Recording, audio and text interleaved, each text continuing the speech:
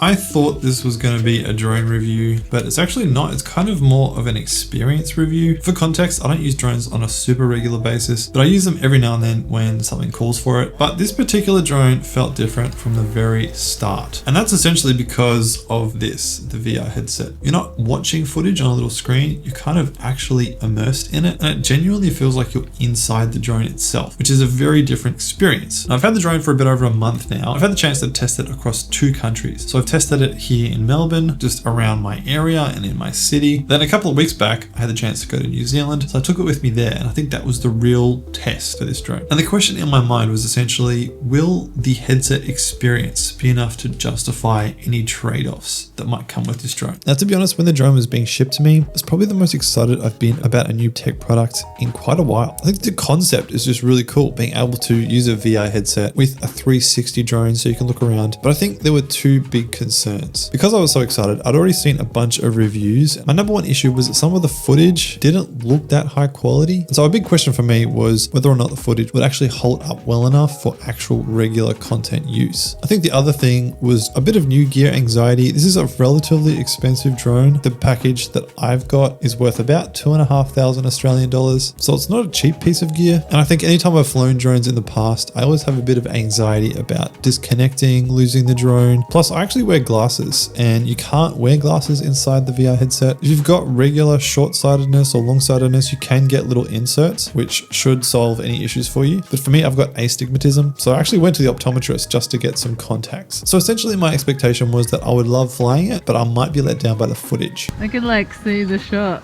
Yeah. Don't hurt yourself.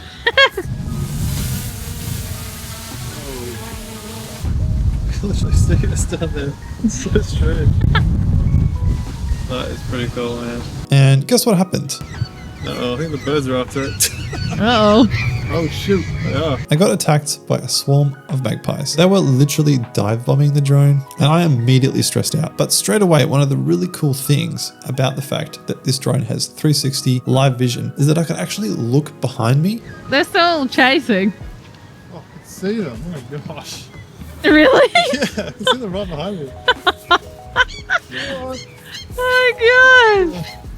And I realized with a normal drone, I wouldn't have even known that birds were attacking it because I just couldn't see. So that was actually really cool. Now, after I landed it and no birds were injured and the drone was perfectly unharmed, we moved to a different location and gave it a second go. And this time there were no bird attacks. I felt a bit more relaxed. And the thing that really struck me this time was the motion controller. Whoa. I can see the track.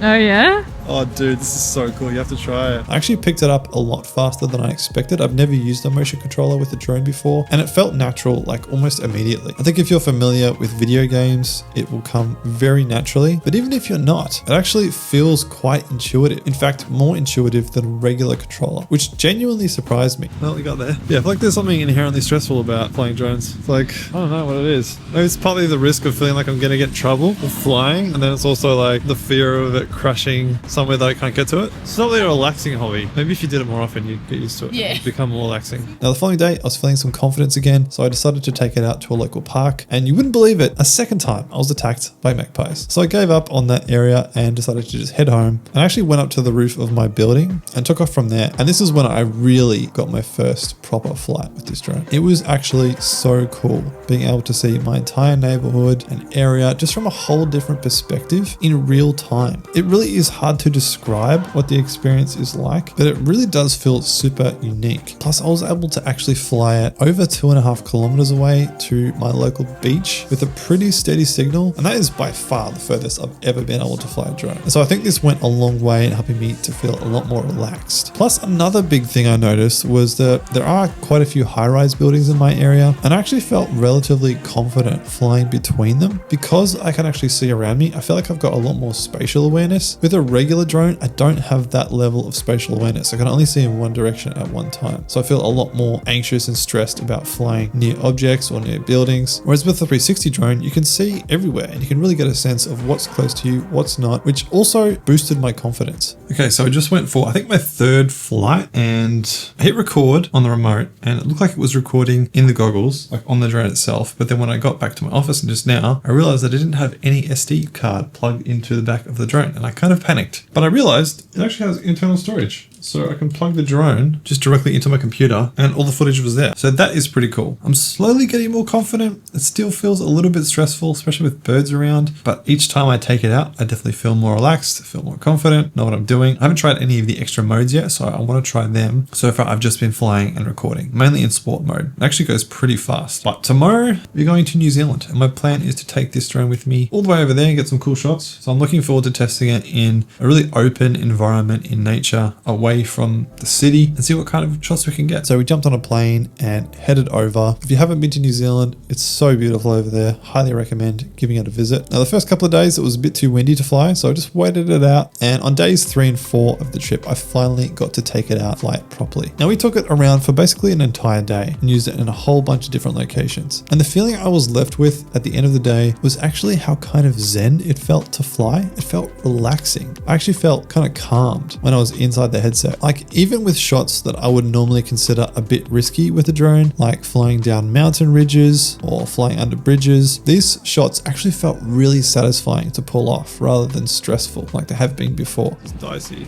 Oh, I did it! Did you see it? And this is also at relatively high speed. I was basically filming the entire time in sport mode. And again, I think it's a combination of things, but a big part of it is that spatial awareness. I always knew where I was in relation to other objects as well as the ground. And that gave me the confidence to attempt shots that I just wouldn't normally try with a traditional drone. Plus I did some more range tests. I got more than 3.5 kilometers away over a lake with direct line of sight. And even when I went up the side of a mountain range, I got 1,000 meters above where I was standing. And I still had a very strong connection, so that also gave me a lot of confidence. All right, so far we've gotten quite a few really good shots from a whole bunch of different places, and I'm just really impressed with the drone. Honestly, I think the biggest thing that I've found so far is that it just feels really intuitive to fly. I actually really do like it a lot more than a regular handheld controller, like the motion controller, which I'm surprised by. Like I didn't expect that. I thought that the motion controller would not be as useful as it is. So yeah, it's been a really pleasant surprise, honestly. And obviously that combined with the fact that you can look around anywhere you want while you're filming, it just feels really fun and really satisfying, especially when you get like some really smooth shots over areas that I personally would not normally feel comfortable flying. Right now, we are hiking up to get a view of the local area, and I might try and get the drone up from there as well. It's just very tiring. I don't know if you can see, but we're already a decent way up. It's just so nice here.